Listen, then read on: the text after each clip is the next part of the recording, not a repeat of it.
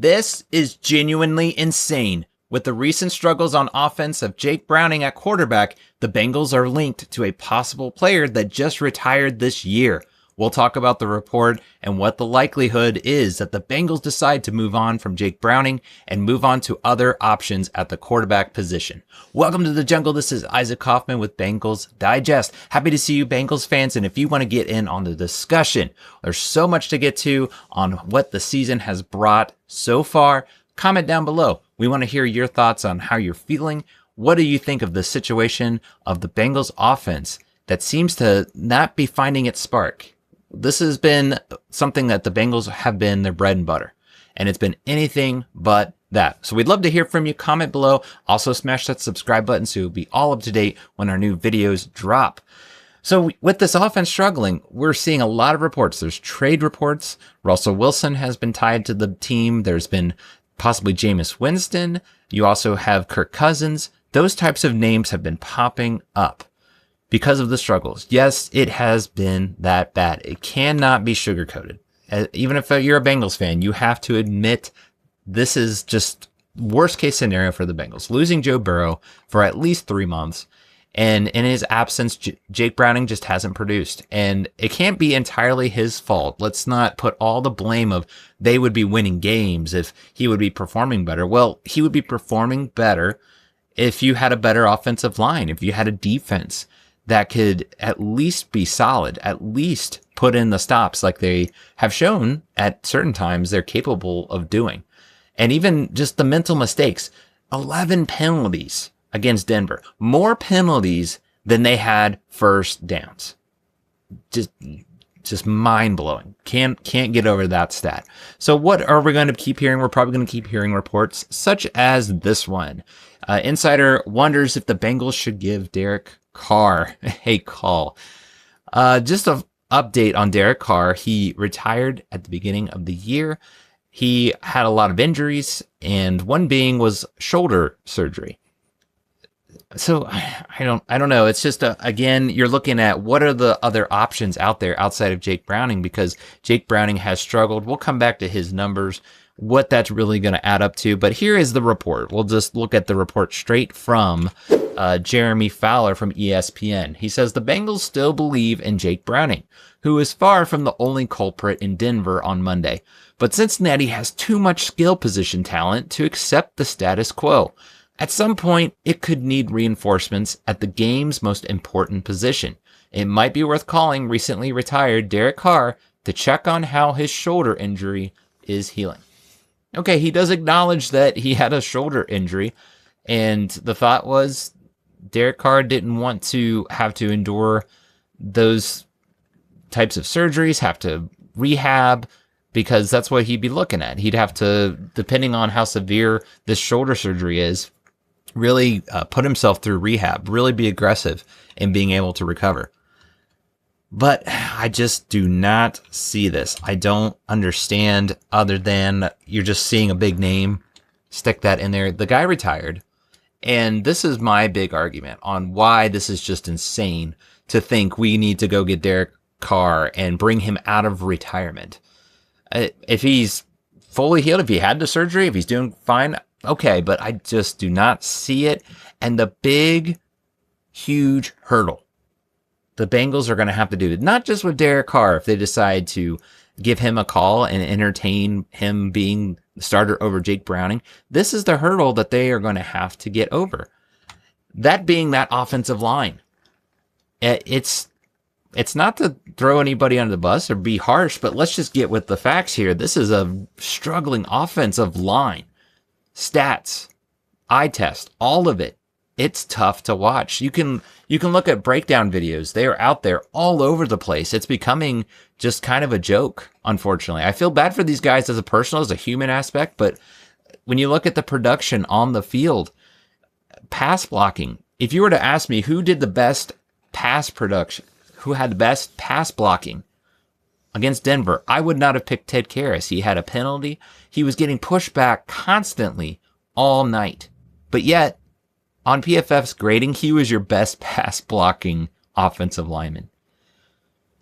It's just a frustration. You have Karras, he was at a 68.9, not great. And at the bottom, it's coming from Lance McAllister. I agree with his statements. Not sure that I knew scores went this low. Jalen Rivers was at a 17.2 for pass block protection. Not good. Not good. At one point, Denver rushed 3 guys, and 2 of them got to Browning. You have a full offensive line, and you can't block 3 guys. 2 of them, I mean, 1 getting through is bad enough, but 2 guys. It was pretty much untouched, too. So both tackles, it was Orlando Brown and Amarius Mims. There's something going on. There's something as a unit. They're not syncing together. There's something with the chemistry of the offensive line is not in sync.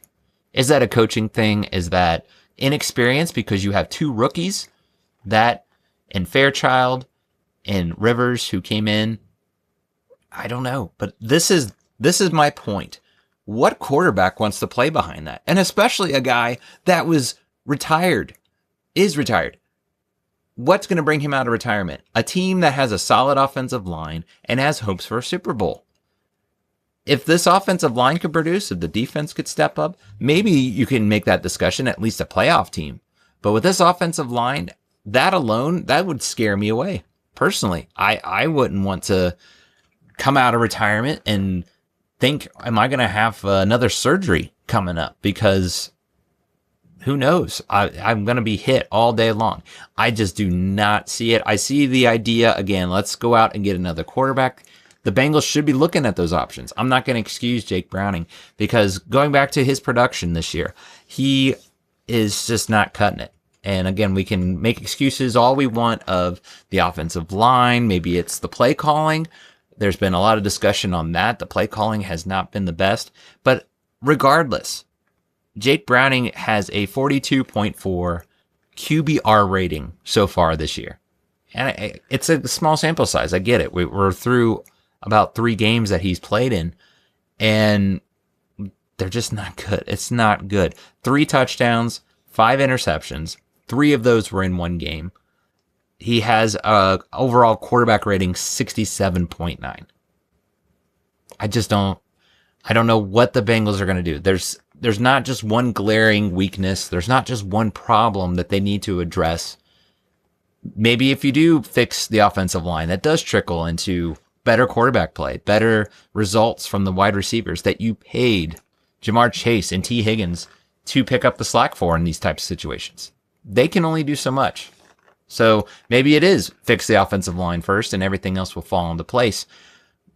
But you got to look at all facets, all of them. Even special teams has been struggling. Every single phase has struggled so far, and that's what you're going to get. But this is just kind of you shake your head at. For me personally, I do not see this with Derek Carr. I see a Russell Wilson, Jameis Winston. You have them on the New York Giants. Jackson Dart is their new starter. It makes more sense in that scenario.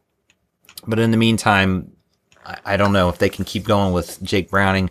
Again, it's unfortunate. You know, he has shown in the past he can produce. He can just be a serviceable backup. But this is not at all what the Bengals were expecting. Bengals fans, everybody was not expecting this. I'm shocked this bad. Would he struggle? Certainly. Again, he's a backup quarterback.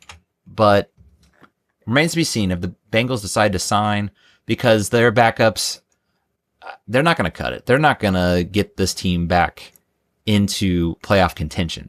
2-2, they are still in a position. They're in that fork in the road where decisions need to be made now. Now's the time to act. But we'll have to stay tuned. If they decide that they're still confident in Jake Browning, that's what the reports are saying. But as a Bengals fan, you would hope that there was a little more security. Get a more veterans, experienced guy that can utilize this talent of Jamar Chase, T. Higgins, Chase Brown, Mike Gesicki, those guys. You got to look at all the options. That's how I personally feel. But stay tuned. Who knows what they're thinking right now. We want to hear from you guys. Do you think it's possible that the Bengals go after a guy like Derek Carr? Or who is another player that you prefer to see them sign? We want to hear from you guys, so be sure you comment below. And again, smash that subscribe so you'll be all up to date when our new videos drop. So that's going to do it for now, guys. As we say, Hoo Day.